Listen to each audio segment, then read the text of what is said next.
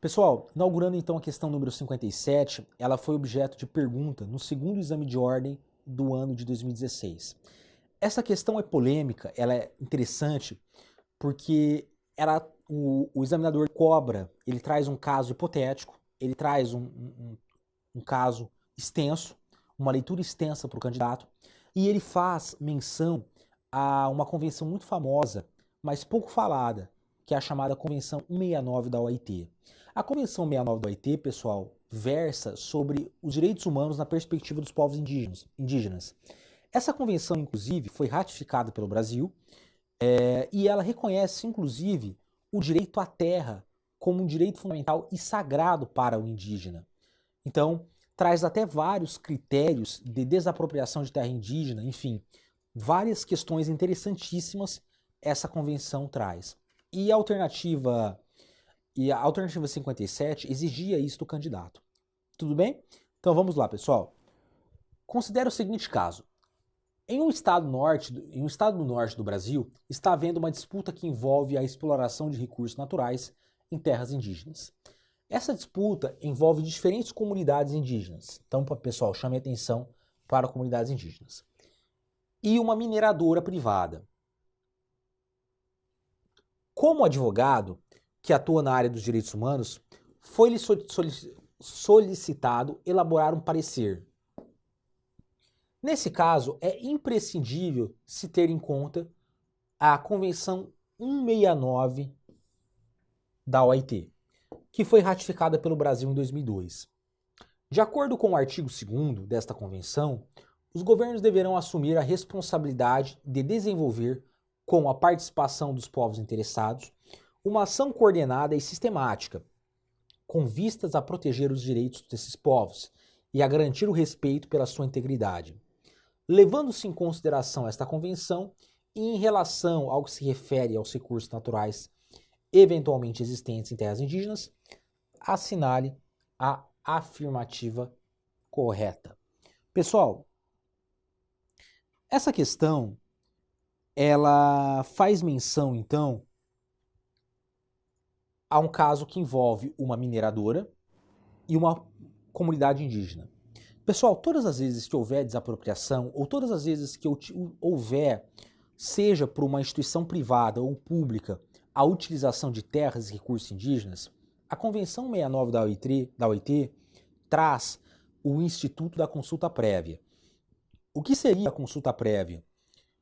Todas as vezes que necessitar haver uma mudança ou até mesmo utilização de terra indígena, a comunidade indígena deve ser consultada de forma anterior e também essa consulta prévia ela deve ser séria e não apenas envolver o cacique ou parte da população indígena.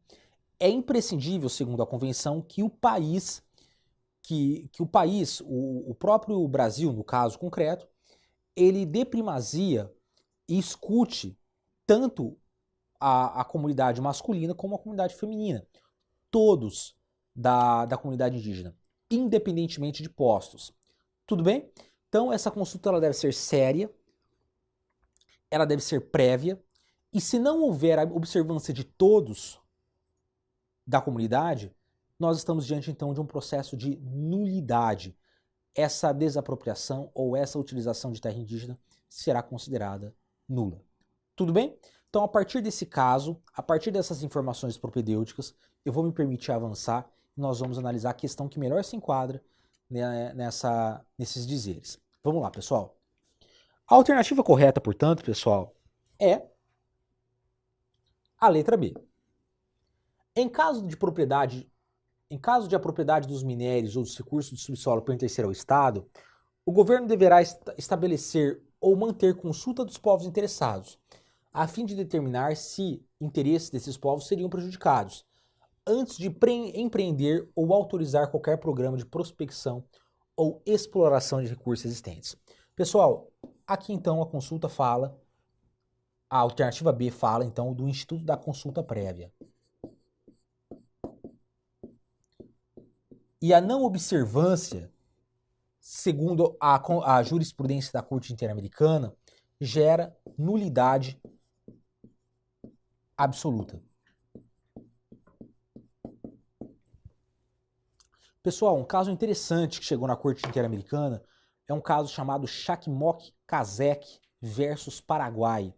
Esse caso Chakmok-Kazakh envolveu uma tribo indígena que o governo paraguaio quis criar um empreendimento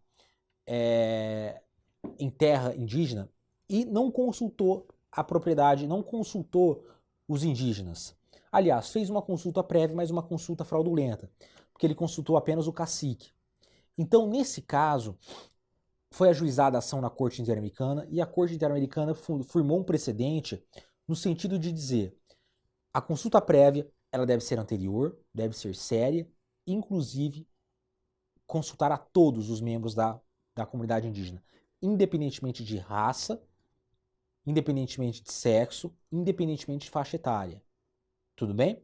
Então, todos devem ser consultados, sob pena de nulidade do ato.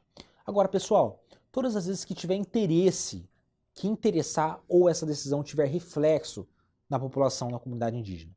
Tá joia? Então, pouco importa se essa consulta é por desapropriação ou se é para mera utilização de recursos de terras indígenas. Tudo bem? Então, a partir desses dizeres, pessoal, a alternativa B é a alternativa correta.